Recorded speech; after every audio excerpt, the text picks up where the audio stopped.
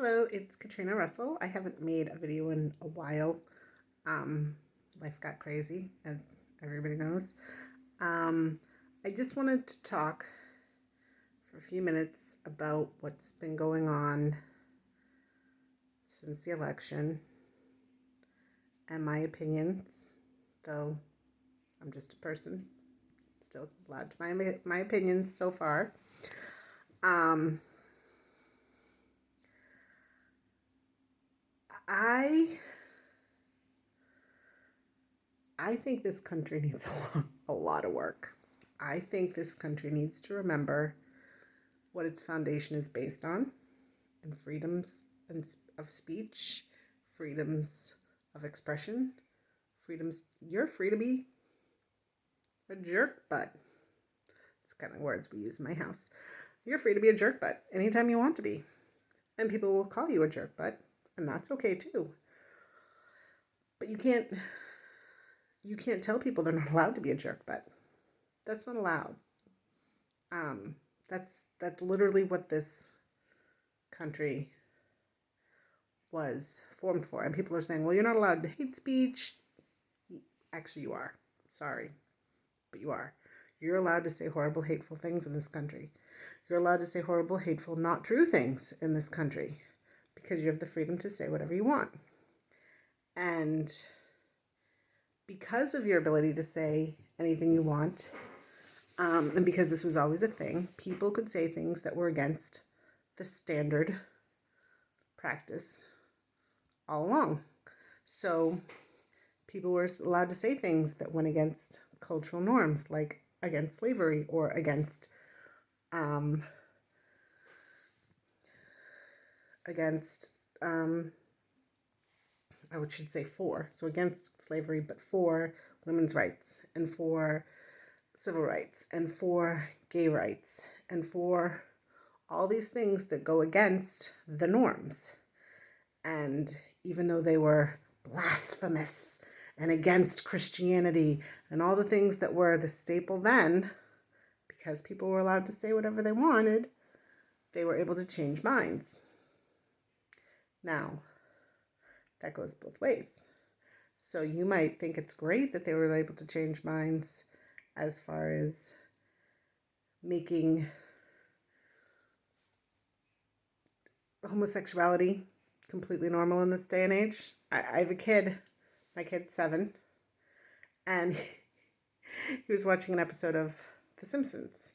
And for those who watch it, you may remember. He meets this guy and he becomes really good friends. And Marge is like, he's a homo. And he's like, homo sapien, homo, he's a homo friend, he's what? And he's like, oh, he's gay.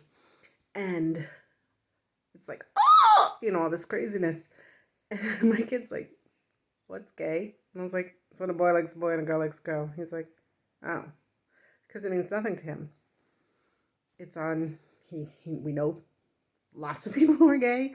It's all over TV shows that we watch. It's all over commercials that he sees.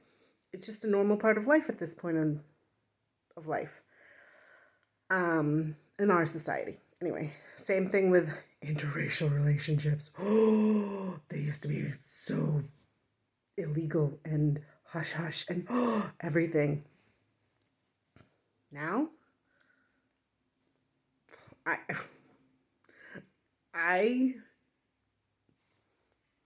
I'm trying to think. In his class alone, there are very few completely white kids. Very few.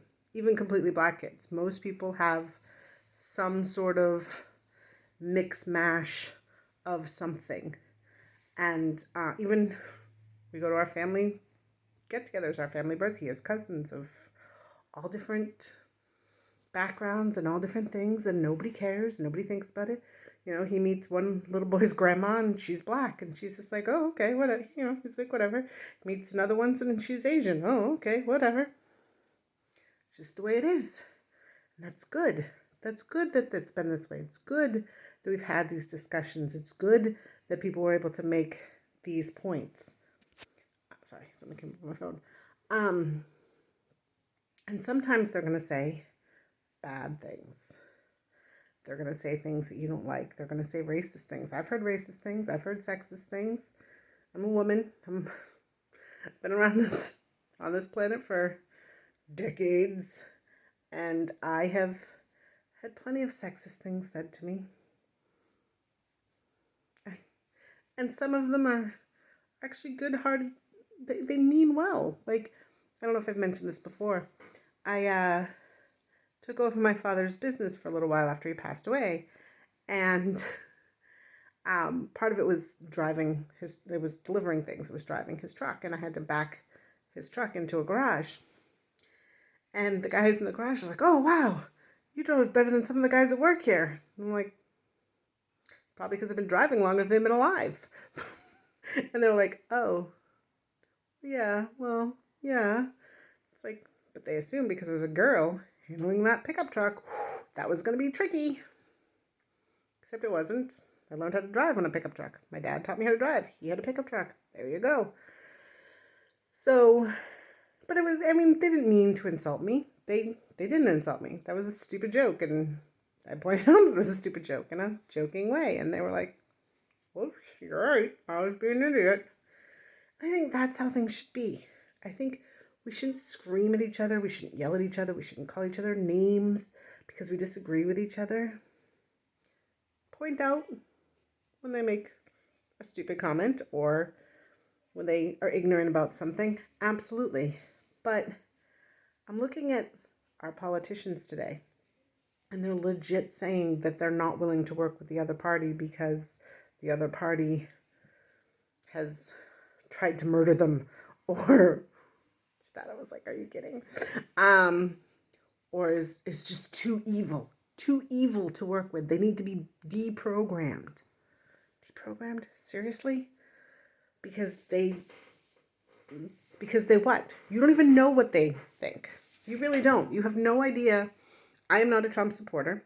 I'm not pretending to be a Trump supporter. I think his thumb should have been broken a long time ago and it should have ended Twitter. But he had the right to tweet things.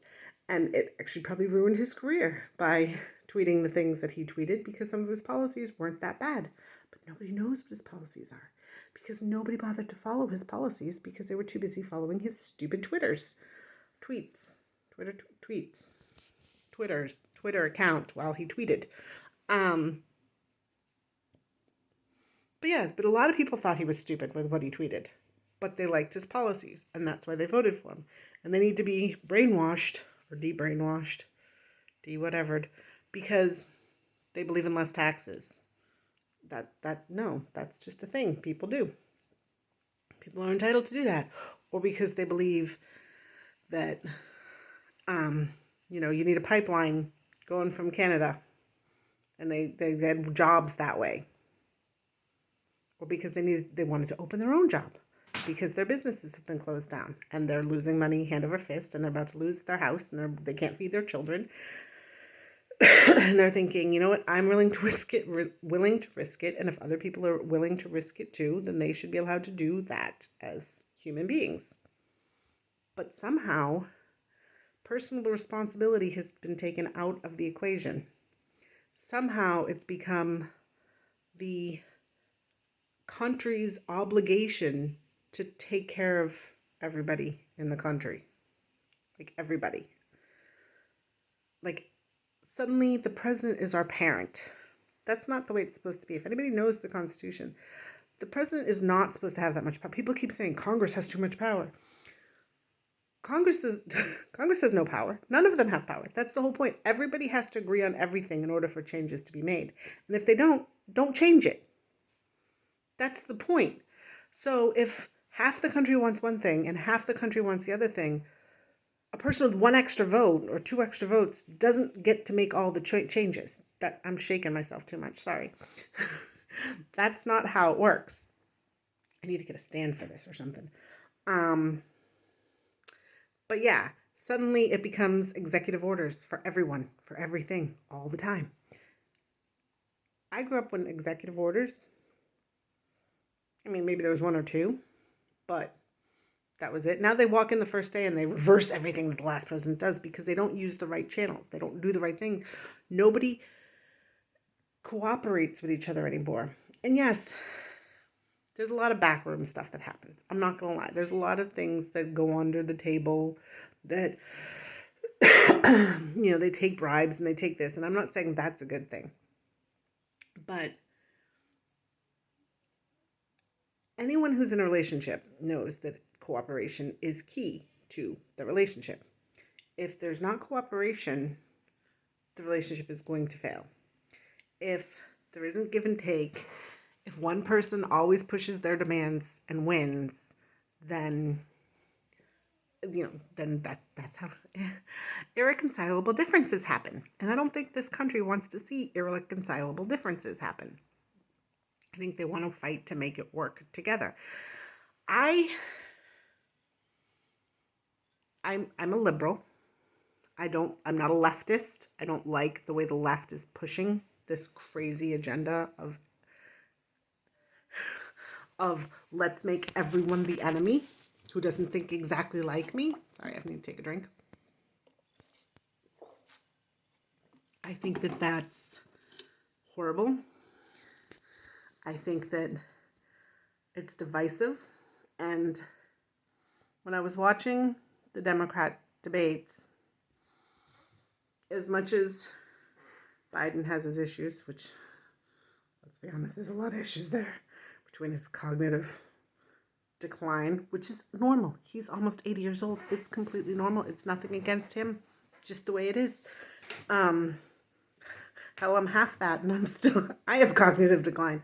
So, but between that and the Hunter Biden debacle, he has his issues. There's all kinds of stuff. But one of the things that I liked in his debates, which boggles my mind because it was actually against Kamala, who I did not like in any of the debates. I don't care if she's the first woman and the first person of color and the first this and first that. If she's the first douchebag. I don't know if that's a bad word on this thing or not, because technically a douchebag is a thing. She's horrible. She's just a horrible person. I don't know why people like her, because she has a certain thing between her legs, which, according to the left, there's no such thing as sex, so I don't really understand why that matters. But anyway, my point they were talking about what they were going to do. Oh, I'm shaking you again. They were talking about what they were going to do once they took over. And they were talking about whether they do like mass lockdowns or what have you.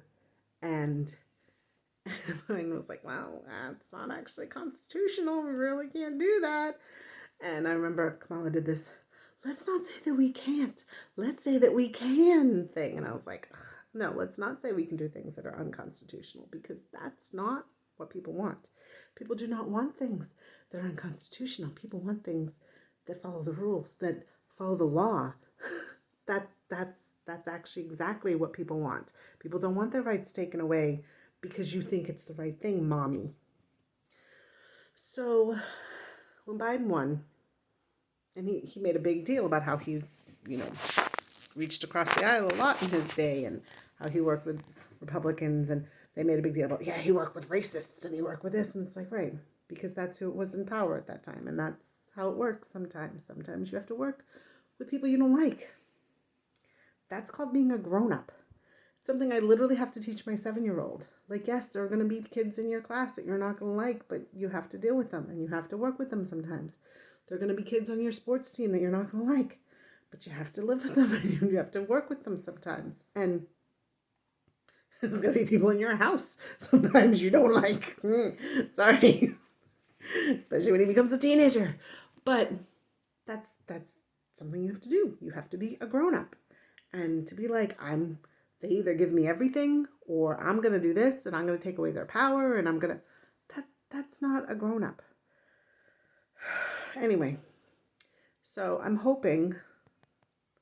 really hoping that Biden is able to hold on to his presidency and not get booted for Kamala, because that's a disaster waiting to happen. And I'm hoping that he does find some unity in this country. I'm hoping that he is able to, and not unity for the swamp as Donald Trump called it. Not unity, like people say that, it doesn't matter what side of the aisle they're on when they're, Mitch McConnell's and there's the, oh my God, I had blank on her name. But anyway, when they're all the big wigs like that, they're all the same. They're all just hawk to their supporters and their thises, and they don't care about us, and they don't, they do whatever's best for them to make their money. I don't mean they get unity. I hope that the country can manage to get unity. I hope he stops throwing half the country under the bus because they didn't vote for him. They didn't like him. They didn't agree with him. Work with him. That's it. That's your job. Your job is to govern the entire country. I will say that's something that Trump had problems with. He didn't like the other people who didn't like him because he was a talk show host, basically. He was looking for his ratings, and he had no interest in listening to the other side. That's not what you're there for. Yes, you're there to support your party, but in order to support your party, you have to support the country. Anyway, that's all I was. I just thought of the Simpsons thing where the two aliens took over the presidential candidates, and they took over the world, and they were like, don't blame me, I voted for the other alien. I can't think of the aliens' names, but that's what it feels like. And if the politician, here's something you need to look up: conventions of states. Convention of states, okay? This is about getting term limits for senators and judges and all that kind of stuff so that they're not in power for 50 years without doing anything and promising to do things, and balancing budgets and all kinds of stuff. But it's about bringing the government, taking power away from the federal government, giving it back to the people, and letting people make choices. So Convention State, cosaction.com. Go check it out. And I'll talk to you later. Thanks.